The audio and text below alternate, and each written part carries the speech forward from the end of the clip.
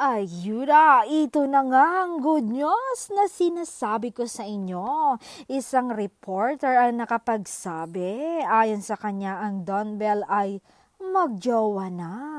Secret lover daw sila. Inobserbahan niya raw ang dalawa nang interviewin niya ang mga ito. Nahirapan daw ang mga ito nang tinanong niya kung magjowa na ba sila. Kung hindi sila, bakit hirap daw sumagot si Donnie? Tila pag napasobra si Donnie, may kurot off-cam kay Belle at napansin daw niya na yung mga mata ng dalawa ay nag-uusap at may papisil-pisil itong young actress. Ay, napaka-private lang talaga nila.